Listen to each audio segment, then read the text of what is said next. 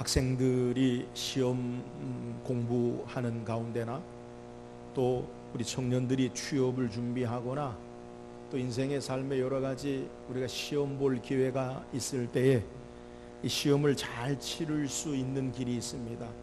그게 무엇입니까? 우리가 선생님으로부터 또 늘 듣는 이야기가 뭐냐? 시험을 잘 그 문제를 해결하기 위해서는 그 문제를 낸 출제자의 의도, 그 뜻을 파악하면 우리가 시험을 잘 치를 수 있다라고 그렇게 이야기해요. 그러니까 우리에게 무엇을 요구하는지를 알면 그 문제를 우리가 잘 해결할 수 있다라는 거예요. 우리 인생도 마찬가지입니다. 우리 인생을 우리의 삶의 여러 가지 일들, 때로는 성공하는 일도 있고 때로는 실패하는 일도 있고 때로는 기쁜 일도 있고 때로는 슬픈 일도 우리에게 일어나고 때로는 건강하기도 하고 우리의 몸이 약해지기도 하고 잘 되어질 때도 있고 안 되어질 때도 있는 우리의 삶을 우리가 하나님의 자녀로 어떻게 해석할 것인가, 하나님이 우리를 향한 뜻, 하나님이 우리를 향한 의지, 하나님이 우리를 향한 목적을 우리가 이해한다면 우리에게 드러나는 나타나는 모든 일들을 우리가 잘 해석하고 우리의 삶이 살 수 있다라는 거예요. 그러면 하나님이 그의 백성에게, 저와 여러분에게 원하시는 삶의 모습, 하나님이 원하시는 것이 무엇일까요? 성경은 하나님이 우리에게 원하시는 삶의 모습에 대해서 분명하게 우리에게 소개하는데 그것은 바로 거룩함이에요. 하나님이 이스라엘 백성을 애굽에 430년 종살이하는 가운데 그들을 모세를 통해 10가지 재앙을 내리고 그들을 건져서 구원해 내시고 하나님의 백성 삼으셨어요. 하나님의 백성 삼으신 그들을 종 가운데 구원해 내시고 하나님의 백성 삼으신 의미, 뜻이 무엇입니까? 성경은 레위기 11장 45절의 말씀에 나는 너희 하나님이 되려고 너희를 애굽 땅에서 인도하여 낸 여호와라, 내가 거룩하니 너희도 거룩할지어다. 자, 하나님이 왜 이스라엘을 애굽 땅 종살이 하는 가운데서 그들을 건지시고 구원하셨느냐? 나는 너희 하나님이 되려고. 그러니까 하나님은 하나님의 백성 삼으시려고 우리를 구원하셨어요. 그러면 하나님이 우리를 구원하신 목적이 뭐예요? 내가 거룩하니 너희도 거룩할지어다. 거룩한 하나님의 백성으로 살게 하시기 위해서 우리를 구원해 내셨다는 거예요. 오늘 우리가 예배하면서 제가 여러분에게 묵상으로 읽어드린 데살로니가전서 4장에 있는 내용도 마찬가지예요. 4장 2절 3절에 우리 주 예수로 말미암아 너희에게 무슨 명령으로 준 것을 너희가 아느니라, 하나님의 뜻은 이것이니 너희의 거룩함이라. 4장 7절에도 하나님이 우리를 부르심은 부정하게 하심이 아니요 거룩하게 하심이니라고 말씀하고 있어요. 여러분, 하나님이 우리에게 원하시는 삶이 뭡니까? 거룩함. 이것이 바로 하나님이 우리를 향한 하나님의 뜻이라는 거예요. 우리는 인생을 살면서 우리의 삶의 안녕과 축복과 평안과 성공, 번영을 우리는 원해요. 누구나 다 그걸 원해요. 그래서 우리의 신앙의 삶의 모습 가운데서도 우리가 잘 되어지기를 원하고, 우리가 축복받기를 원하고, 성공하기를 원하고, 번영하기를 원하고, 우리의 삶이 바라는 것들이 다 이루어지기를 우리는 원해요. 그러나 하나님이 우리에게 원하시는 삶의 모습이 무엇이냐?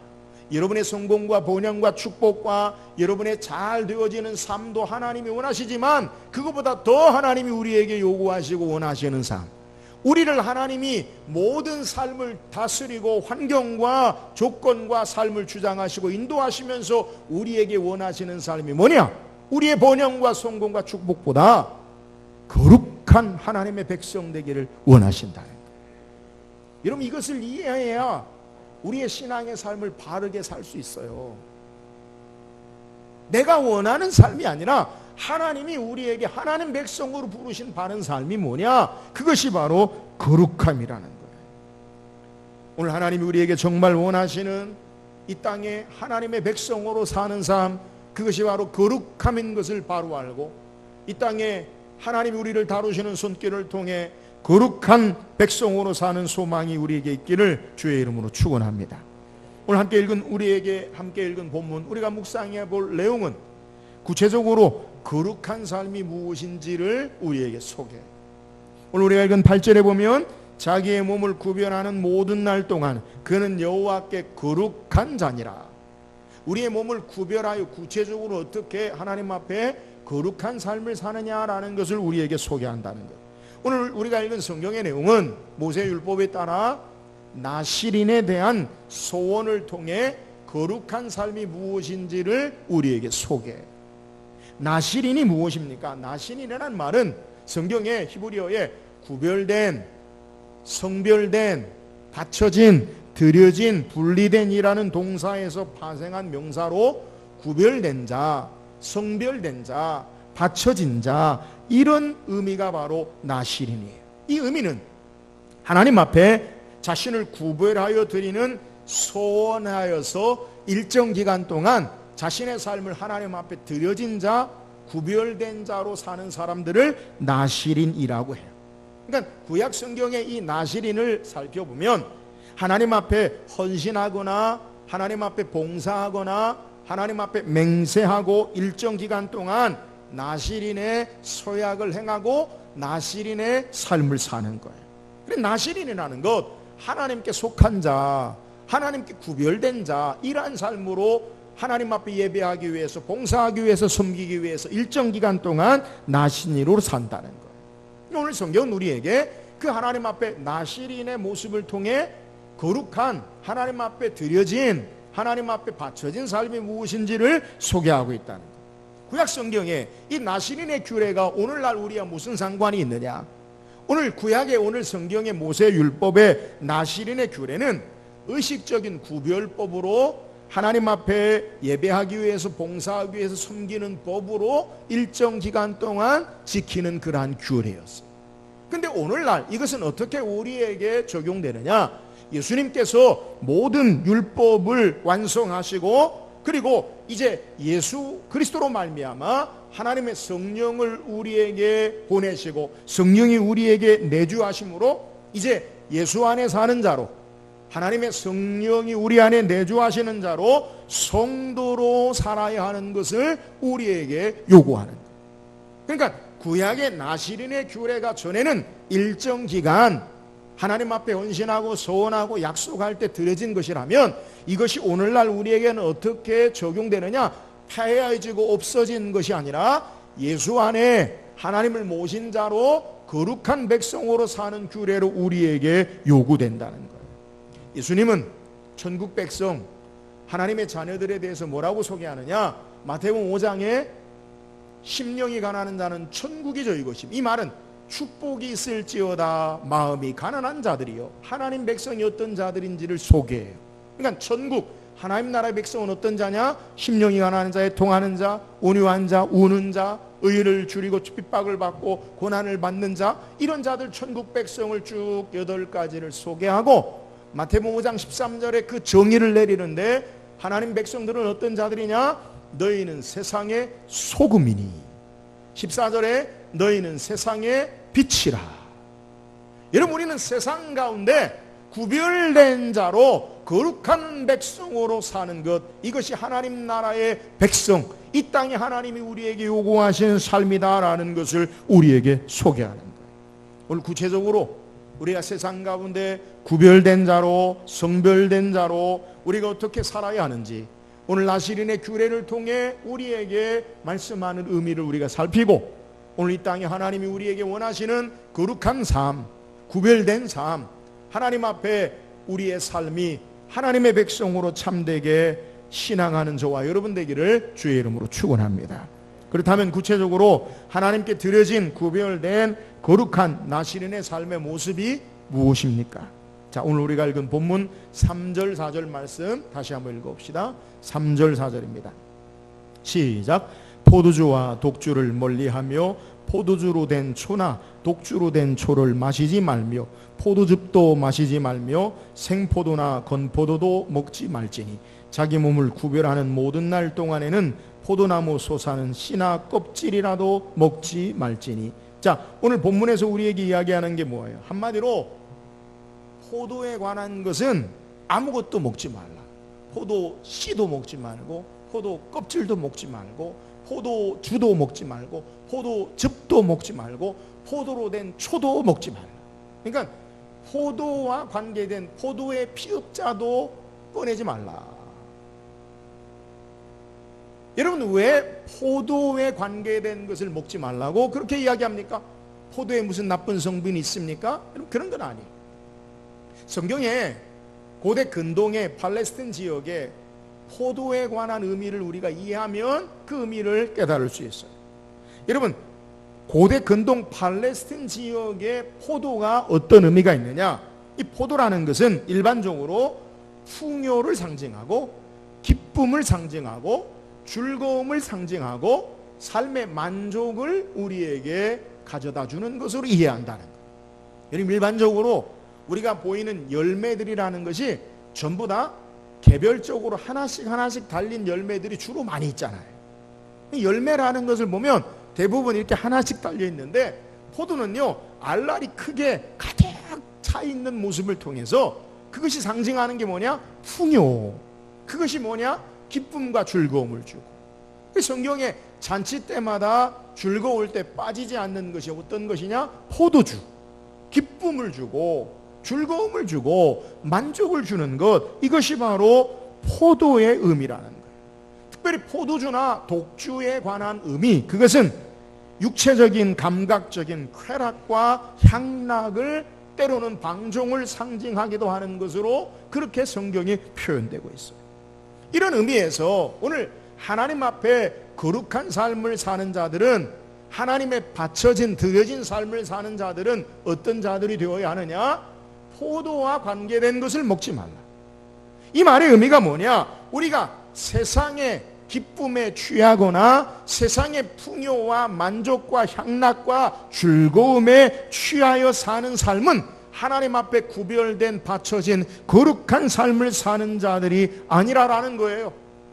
세상의 기쁨을 구하고 세상의 풍요와 만족을 구하고 세상의 향락과 세상의 즐거움을 구하는 그러한 삶의 모습, 이것은 하나님 앞에 드려진 자들의 삶이 아니요, 오직 우리의 참된 만족과 기쁨과 풍요와 즐거움, 그것은 여호와 하나님이 되어지는 삶, 이것이 바로 거룩한 백성의 삶의 모습임을 우리에게 소개하는, 우리가 인생을 살아가면서 우리의 삶에 헛된 기쁨을 구하고 헛된 만족을 구하고 헛된 즐거움을 구하고 헛된 향락과 쾌락을 구하는 방종과 방인의 삶을 살지 말고, 여호와 하나님만이 우리의 삶에 참된 기쁨과 만족이 됨을 알고 하나님 앞에 구별된 삶을 살 것을 우리에게 요구하는 거예요.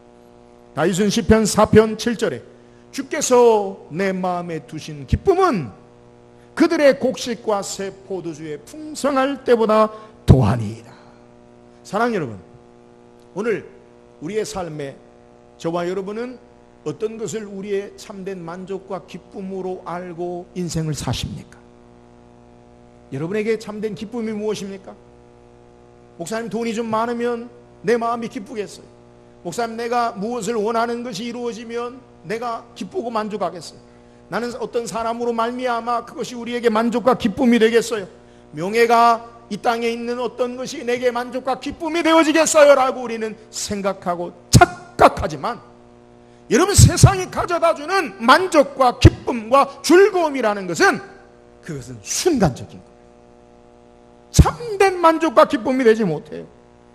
성경에 우리에게 참된 만족과 기쁨이라는 것, 우리의 모든 환경과 조건과 삶이 무너지면 그것은, 무너져버리는 것은 세상의 기쁨이요, 여호와 하나님으로 말미암아, 주님으로 말미암아 우리에게 주시는 참된 기쁨과 만족, 즐거움, 이것으로 사는 것, 이것이 하나님 백성으로의 구별된 삶인 것을 우리에게 소개해. 성경에 기쁨의 책이라는 별명을 가진 책이 있어요. 기쁨의 별명, 기쁨의 책. 그게 뭐냐? 빌립보서예요. 빌립보서는 어떤 내용이냐? 바울이 로마 감옥에 갇혀서 그의 삶이 어찌 될지 모르는, 죽을지 살지 모르는 상황 가운데 빌립보 교회 성도들에게 편지한 내용이에요. 왜 바울이 빌립보 교회 성도들에게 빌립보서를 썼느냐?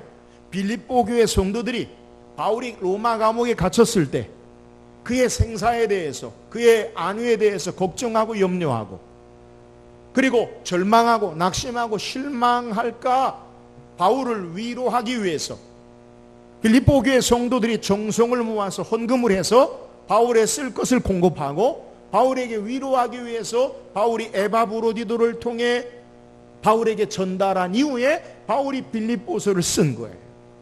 그러니까 이 바울이 로마 감옥에 갇혀서 내일의 삶이 어찌해야 될지, 죽을지 살지 모르는 암담한 상황 가운데, 현실 가운데 빌립보 교회 성도들은 걱정이 된 거예요.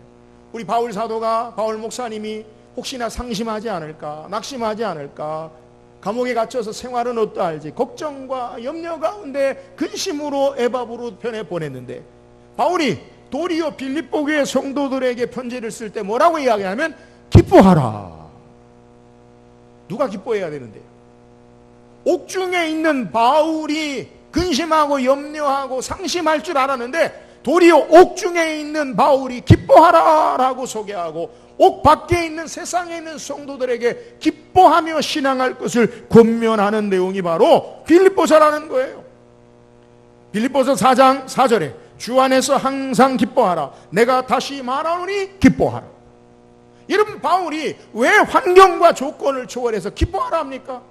빌립보서 4장 12절에 우리가 좋아하는 말씀, 내게 능력 주시는 자 안에서 내가 모든 것을 할 수 있느니라. 오히려 감옥에서 그가 내게 능력 주시는 자 안에서 내가 모든 것을 할 수 있다라고 고백하고, 나는 비천에 처할 줄도 알고 풍부에 처할 줄도 알아 일체의 모든 자족의 비결을 배웠노라. 여러분, 누가 근심해야 합니까? 누가 걱정해야 합니까? 바울이잖아요. 근데 오히려 빌립보 교회 성도들에게, 옥중에 있는 바울이 옥 밖에 있는 성도들에게 기뻐하라라고 말하고 있어요. 이유가 뭐예요? 주 안에서 항상 기뻐하라. 예수님이 그의 삶의 최고의 기쁨이요, 삶의 환경과 조건과 삶의 여러 모습이 어찌되든 그것이 우리의 삶의 기쁨을 빼앗고 사로잡는 것이 아니라, 예수 안에, 하나님 안에, 주님 안에 살기에 환경과 조건을 넘어서서 가난할 때이든지 부할 때이든지 삶이 잘 될 때이든지 감옥에 있든지 상관없이 기뻐하며 신앙하며 사는 모습을 우리에게 소개하는 거예요. 사랑하는 여러분, 우리에게 참된 기쁨이 뭐예요? 우리가 세상의 환경과 조건을 따라 그것이 우리에게 기쁨을 가져다 준다라고 착각하면 언제나 그것이 우리의 삶에 올라갔다 내려갔다, 올라갔다 내려갔다, 있어지다 없어지다, 없어지다 있어지다, 그러한 삶을 살아요. 그러나 우리가 예수 그리스도가, 주님이, 하나님이 우리의 참된 만족과 기쁨으로 삶을 사는 자에게는 참된 기쁨의, 풍요의, 즐거움의 우리의 삶을 살 수 있을 줄 믿으시기를 주의 이름으로 축원합니다. 거룩한 게 뭐예요? 거룩한 삶이라는 것은 여호와 하나님만이 우리의 참된 기쁨이 되신다. 하나님이 우리의 만족이 되신다. 하나님이 우리의 즐거움이 되신다. 예수 그리스도 그분이 우리의 참된 영원한 기쁨이 되신다. 주님 안에 사는 자, 이것이 바로 거룩한 삶이라는 거예요. 사랑하는 여러분, 세상의 헛된 기쁨으로 이 땅의 삶에 우리의 삶이 있지 아니하고 오직 예수 안에 하나님께로 말미암아 주님 안의 삶으로 참된 기쁨 가운데 거룩한 삶을 사는 저와 여러분 되기를 주의 이름으로 축원합니다. 또한 거룩한 삶의 모습이 뭐예요? 5절 읽어보세요. 5절입니다. 시작. 삭도를 절대로 그의 머리에 대지 말 것이라. 자기 몸을 구별하여 여호와께 드리는 날이 차기까지 그는 거룩한즉 그의 머리털을 길게 자라게 할 것이며. 오늘 성경에 거룩한 백성으로 살아야 할 규례 가운데 어떤 것을 우리에게 제시하느냐? 그것은 머리에 삭도를 대지 말라. 삭도가 뭡니까? 칼이에요. 칼, 날카로운 칼. 우리는 지금 머리를 할 때 기계로 깎고 가위로 깎는데 고대에서는 칼로 자른 거예요. 긴 머리도 칼로 이렇게 자른 거예요. 그러니까 머리에 삭도를 대지 말라, 칼을 대지 말라. 여러분, 왜 머리에 삭도를 대지 말라, 칼을 대지 말라라고 이야기합니까? 머리는 고대 근동에 어떤 의미가 있느냐? 머리는 힘과 생명 그리고 영광을 상징하는 것, 피와 더불어 생명을 상징하는 것, 그것이 바로 머리의 의미라는 거예요. 우리도 오늘날 신체의 장기에, 물론 우리의 몸이 다 중요하지만 가장 중요하게 여기는 것 머리잖아요. 머리를 통해 우리의 모든 자율신경, 우리의 모든 신경세포가 연결되어지고 그 명령에 의해서 움직이잖아요. 그러니까 머리에 이상이 있으면 불편하고 장애를 겪잖아요. 그러니까 머리가 힘을 상징하고 생명을 상징하고 영광을 상징한다는 거예요. 그래서 성경에 우리가 잘 아는 사사시대의 삼손을 통해 보면 그의 힘의 근원이 어디에 있느냐? 머리털을 밀므로 힘이 빠지는 걸 속에, 머리카락 자체가 힘이 있다는 게 아니라 하나님께 바쳐진, 하나님께 드려진 삼손, 그의 삶을 통해 힘이 있는 것을 우리에게 소개하는 거예요. 자, 그러면 이 머리에 우리에게 상징하는 게 뭐예요? 오늘 이야기한 대로 생명의 근원, 그것이 하나님 외에 다른 것으로 손대지 아니하고 우리의 삶이 하나님의 소유로 살고 그분에게만 드려지는 삶을 의미하는 것, 이것이 바로 머리에 손대지 말라라는 그러한 의미. 오늘 우리의 머리, 그 의미가 뭐냐? 내 삶의 생명의 근원, 내 삶을 주장하고 다스리는 참된 우리의 소유권, 그것이 바로 하나님께 있다라고 알고 신앙하는 것, 이것이 거룩한 삶이라는 거예요. 오늘 성경은 우리에게 머리에 손을 대지 말라라고 말하는 것, 우리의 삶에 어떤 삶을 살아야 되느냐? 하나님께 속한 자로 우리의 삶이, 하나님 외에는 우리의 삶의 생명을, 우리의 삶을 주관하는 이가 없음을 소개하는. 바울은 로마 13, 9절에 우리가 살아도 주를 위하여 살고 죽어도 주를 위하여 죽노니 그러므로 사나 죽으나 우리가 주의 것이로다. 여러분, 하나님 외에 우리의 삶에 우리의 소유권을 가지고 우리를 주장하시고 다스리는 분이 없음을 우리에게 소개하는. 그러므로 우리의 주인 되시는 하나님께 순종하고 그분에게 우리의 영광, 머리털을 통해 그분에게 영광 돌리는 삶을 살아야 됨을 우리에게 소개하는 것. 또한 머리라는 것, 여러분 머리가 뭐예요? 우리는 흔히 이야기할 때 너 직장의 머리가 누구냐? 보스가 누구냐? 여러분 머리가 뭐예요? 질서를 상징, 누가 주인이냐는 거예요. 여러분 삶의 주인이 누가 되어져야 하느냐? 여호와 하나님만이 우리의 삶의 주인 되시고 우리를 다스리고 주장하시는 분이시다라는 것을 고백하고 하나님 외에 그 어떤 것도 우리에게 삶을 들여진 이후에 머리털을 머리에 손대지 말라라는 것을 우리에게 소개하는. 사랑하는 여러분, 우리의 머리가 누구십니까? 여호와 하나님 되세요. 그분이 우리를 다스려요. 그분의 통치하심 앞에, 그분의 말씀 앞에 우리의 삶이 순종하는 삶을 살아야 됨을 우리에게 소개해요. 머리는 권위, 힘의 근원을 우리에게 소개하는. 사랑하는 여러분, 여호와 하나님만이 우리의 주인 되시고 여호와 하나님만이 우리의 모든 삶에 참된 능력 되시고 생명 되심을 알아 그분의 말씀 앞에, 그분의 다스림 앞에 순종하고 우리의 삶을 통해 하나님께 영광 돌리는 삶을 사는 저와 여러분 되기를 주의 이름으로 축원합니다. 우리의 삶을 주장하고 다스리는 건 누구예요? 돈이, 사람이 내가 주인이 아니에요. 여호와 하나님만이 우리의 삶의 주인 되세요. 여호와 하나님만이 우리를 다스리고 주장하셔야 돼요. 타락한 인생은 내가 인생의 삶의 주인이 되어지고 물질이, 황금이 나의 주인인 것처럼 착각하고 세상의 다른 명예와 권력이 우리의 삶의 주인인 것처럼 사는데, 여러분 이런 삶은 구별된 삶이 아니에요. 거룩한 백성은 오직 여호와 하나님만이 우리의 삶의 주인 되심을 알고 여호와 하나님 앞에 우리의 삶을 내어드리고 그의 다스림과 통치하심 앞에 순종하고 그분께 영광 돌리는 삶, 이것이 바로 거룩한 삶이라는 거예요. 오늘 이 땅에 우리의 삶이 하나님이 우리의 주인 되신 하나님의 우리를 다스리심, 하나님 앞에 영광 돌리는 삶으로 이 땅이 거룩한 삶을 사는 저와 여러분 되기를 주의 이름으로 축원합니다. 또한 거룩한 삶의 모습이 뭐예요? 본문 6절 7절 읽어보세요. 6절 7절입니다. 시작. 시체를 가까이 하지 말 것이요 그의 부모 형제 자매가 죽은 때라도 그로 말미암아 몸을 더럽히지 말 것이니 이는 자기의 몸을 구별하여 하나님께 드리는 표가 그의 머리에 있습니다. 오늘 본문 6절 7절에 우리에게 소개하는 게 뭐예요? 6절에는 모든 시체를 멀리할 것을 우리에게 소개하고 7절에는 심지어는 자기 부모 형제가 죽었을지라도 그 시체를 가까이 하지 말라라고 우리에게 말하는 거예요. 오늘 이 말씀은 우리의 삶에 이해가지 않는, 납득이 되지 않는 말씀이죠. 오늘 본문에 우리에게 왜 시체를 가까이 하지 말라라고 소개합니까? 여러분 성경에 거룩한 것과 그리고 부정한 것을 나눌 때에 그것은 무엇으로 나누느냐? 생명은 거룩하고 죽는 것을 부정한 것으로 성경이 소개해요. 여러분, 왜 죽음, 시체가 부정한 겁니까? 죽음이 어디에서부터 오는지를 알면 그것이 왜 부정한지를 우리는 이해할 수 있어요. 여러분, 성경에 우리에게 죽음이라는 것, 그것이 어떻게 찾아왔습니까? 창세기 2장에 아담과 하와가 하나님 말씀에 불순종하고 선악을 알게 하는 열매 실과를 먹음으로 하나님 말씀대로 하나님께 떠난 분리된 죽음의 삶을 살아요.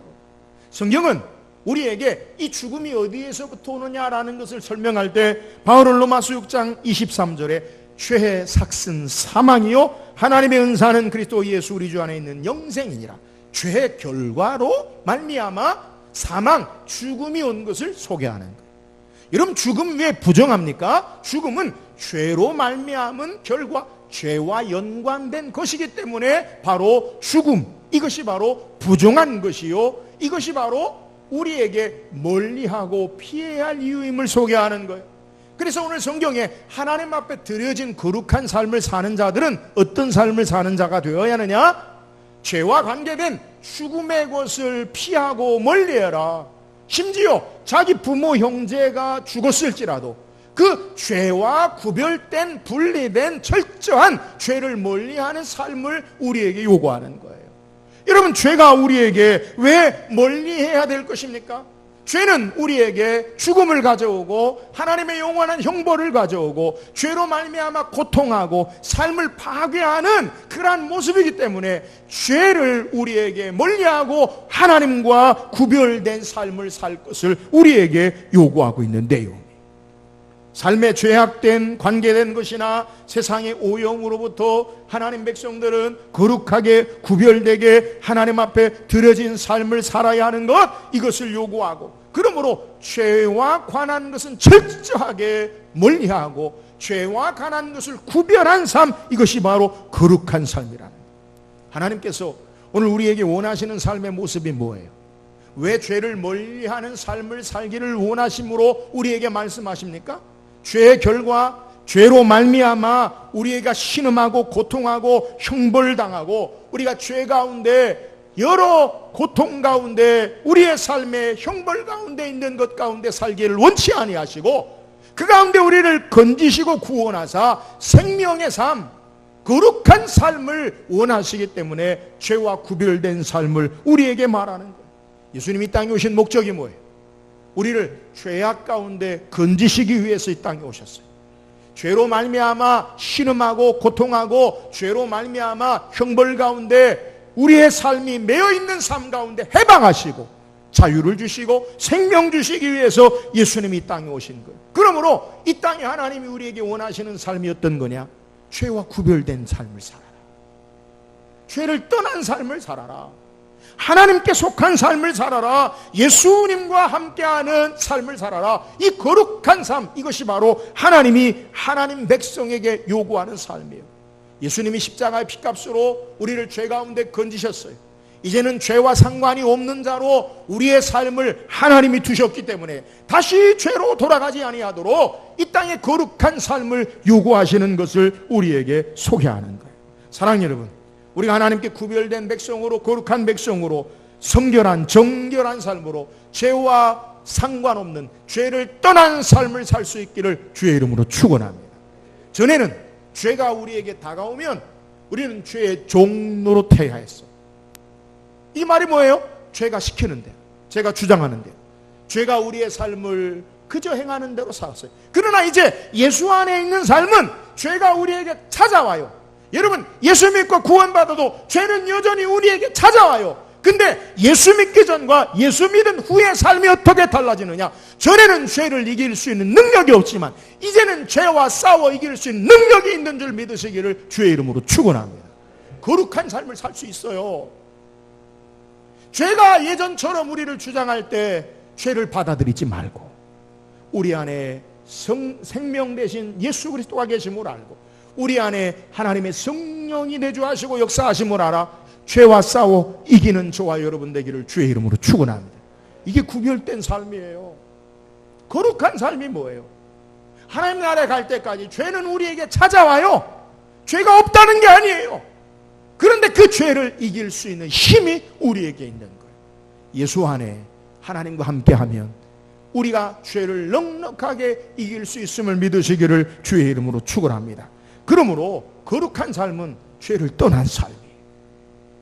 하나님과 함께하는 삶이에요. 예수 안에 있는 삶이에요. 우리가 빛 가운데 있으면 어둠은 자동으로 물러가요. 우리가 예수 안에 있으면 죄가 우리를 이기지 못해요. 우리가 주님 안에 있으면, 하나님 안에 있으면 죄와 구별된 승리하는 삶을 살 수 있을 줄 믿으시기를 주의 이름으로 축원합니다. 그러면 날마다 주님 안에 하나님과 함께함으로 죄와 구별된, 죄를 떠난 거룩한 삶을 사는 하나님의 백성이 될 수 있기를 주의 이름으로 축원합니다. 오늘 성경 우리에게, 하나님이 우리에게 원하시는 삶의 모습을 소개해요. 우리 인생을 어떻게 해석하시겠습니까? 하나님의 자녀로.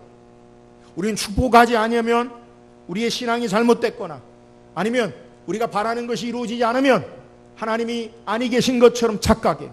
아니에요. 하나님이 우리의 이 땅의 삶을 다루시는 손길, 하나님의 선한 목적을 우리가 이해해야 돼. 하나님 우리에게 원하시는 게 뭐예요? 나의 성공, 나의 만족, 나의 세상의 부귀와 영화와 건강보다 하나님 우리에게 원하시는 삶으로 인도하시는 것, 그것은 거룩함. 하나님 우리를 거룩하게 원하셔요. 거룩한 삶, 그것이 어떤 삶입니까? 오늘 성경을 통해 거룩한 삶, 거룩한 삶의 모습, 그것은 세상의 헛된 기쁨으로 만족하고 세상의 헛된 것으로 우리의 삶을 드리는 것이 아니라 여호와 하나님만이 우리의 참된 기쁨과 만족과 즐거움 되심을 알고 이 주님 앞에 우리의 삶이 사는 거예요. 세상의 헛된 것으로 삶을 살지 말고 하나님을 향해 주님이 우리의 참된 만족과 기쁨이 되어지는 거룩한 삶이 되기를 주의 이름으로 축원합니다. 거룩한 삶의 구체적인 모습이 뭐예요? 우리의 삶의 생명의 주관자 되시고 힘의 근원 되시는 여호와 하나님만이 삶의 주인 되시고 그분의 다스림과 통치하심 앞에 내 삶을 드리는 것, 이게 거룩한 삶. 내가 인생의 삶의 주인이 아니에요. 세상의 돈이나 물질, 헛된 것이 우리의 삶의 주인이 아니라 여호와 하나님이 주인 되심을 알고 그의 소유로 그의 다스림 가운데 사는 것, 거룩한 삶의 모습이에요.